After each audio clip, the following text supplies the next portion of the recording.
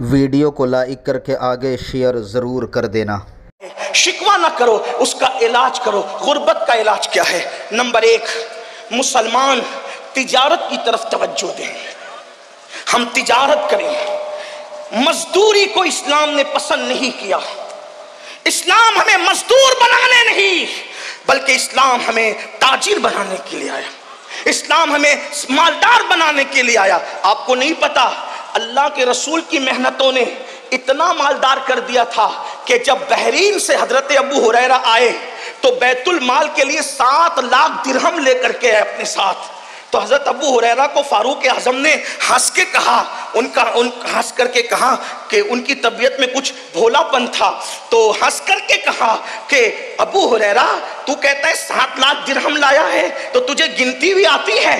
تو آپ نے غصے میں کہا، جذبات کے اندر، 1 لاکھ 1 لاکھ 1 لاکھ 1 لاکھ 1 لاکھ 1 لاکھ 1 لاکھ بتا کتنا ہوا؟ تو کہا 7 ہوا۔ تو کہا اتنا ہی لایا ہوں۔ ابو ہریرہ جیسی ہستی۔ اس کے بعد فاروق اعظم نے اس کے بعد اللہ اکبر شہریوں کو پینشن کا سسٹم شروع کیا، وظیفے کا سسٹم شروع کیا۔ یہ آج یورپ کے اندر لوگوں کو وظیفے دیے جاتے ہیں، یہ کسی کی اپنی ذاتی کمال کی بات نہیں ہے۔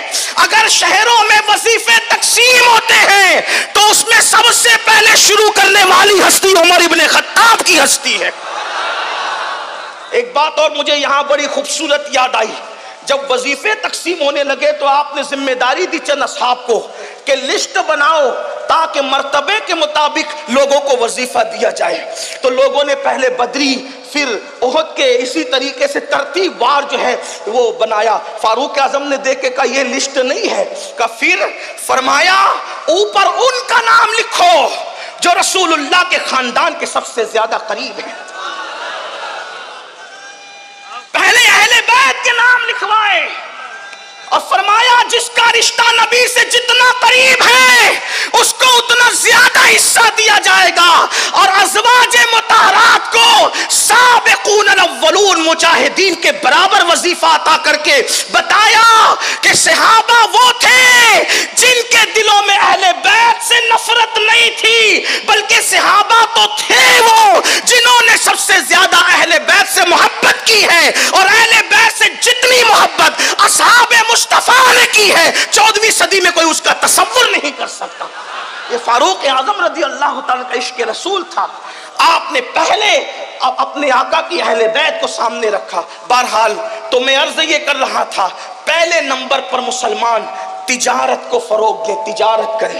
اگر چنے ہی بیچنے پڑے یہ بھی تجارت ہے، چنے ہی بیچنے پڑے، بلکہ یہاں تک اللہ اکبر اگر کسی کو مارکیٹ میں ذلت کی جگہ کھڑے رہنا پڑے تو اللہ کے رسول علیہ السلام فرماتے ہیں کہ جو رزق حلال کے لیے ذلت کی جگہ کھڑا رہے گا اللہ تبارک و تعالی اس کو آخرت کی عزتوں سے نوازے گا۔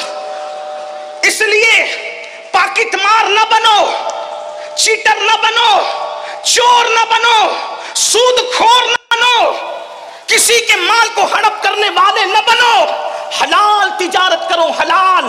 اور سن لو، تاجر لوگ کہتے ہیں مولانا آپ لوگ تو دیندار ہیں، ہم لوگ تو دنیا دار ہیں۔ میرے بھائی تو کوئی دنیا دار نہیں ہے۔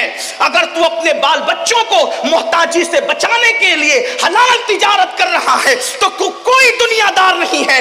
مصلی پہ نفل کر پڑھنے والے کو اتنا اجر نہیں ملتا جتنا رزق حلال کمانے والے کو اللہ اجر عطا فرماتا ہے۔ امام غزالی لکھتے ہیں کہ جب کوئی بندہ تھک کر اپنے گھر پہ واپس آتا ہے حلال روزی کما کر تو اس کے پسینے کی وجہ سے اللہ اس کے تھکن کی بنیاد پر اس کے گناہوں کی مغفرت فرما دیتا ہے۔ واقعہ بیان کرنا مقصود نہیں، آپ نے سنا ہوگا ایک لکڑہارے کے ہاتھ لکڑیاں کاٹتے ہوئے سخت ہو گئے، اللہ کے رسول نے ان ہاتھوں کو چوم لیا۔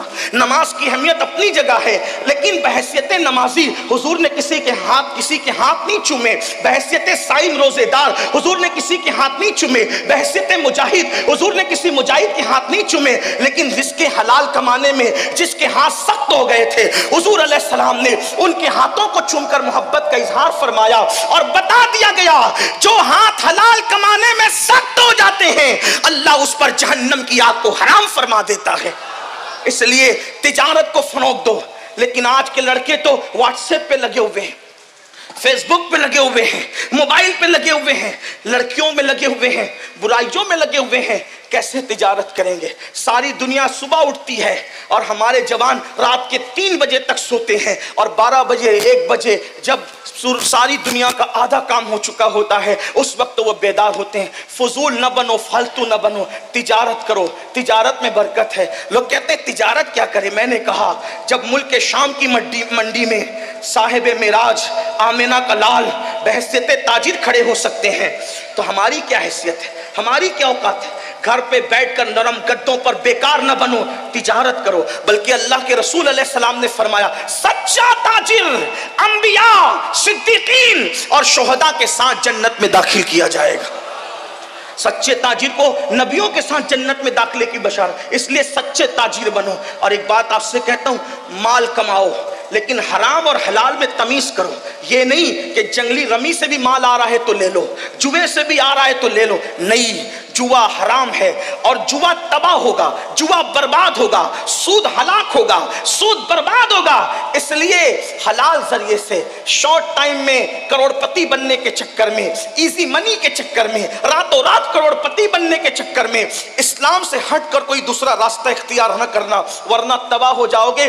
حرام آتا نظر آتا ہے لیکن اس میں برکت نہیں ہوتی. کیا آپ نے بار بار نہیں سنا, اللہ اکبر, سور کے کتنے بچے پیدا ہوتے ہیں, کتے کے کتنے بچے پیدا ہوتے ہیں, لیکن وہ حرام ہے, اس میں کوئی برکت نہیں. ہر دروازے پر نہ سور نظر آتا ہے, نہ ہر دروازے پہ کتا نظر آتا ہے, لیکن اللہ اکبر بکریاں حلال ہے, ہر سال کروڑوں اربوں خربوں کی تعداد میں ذبح ہوتی ہے, اس کے باوجود بھی ہر دروازے پر کم و بیش نظر آتی ہے. وجہ حلال ہے تو اللہ نے اس میں برکت عطا فرمائی ہے. اس لیے حلال کو لازم پکڑو. اللہ اکبر. پہلے نمبر پر تجارت, جلدی سے گفتگو اینڈ کی طرف جاتی ہے.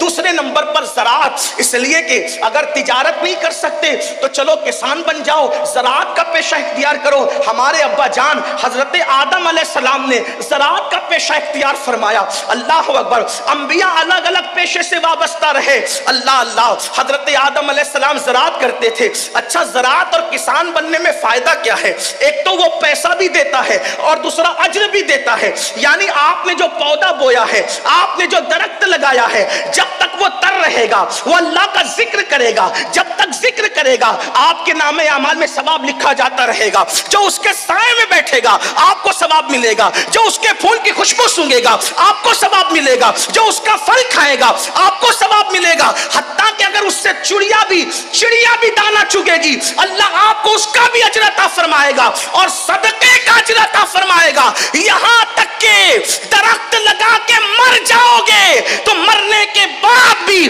جب لوگ اس سے فائدہ اٹھائیں گے تو اللہ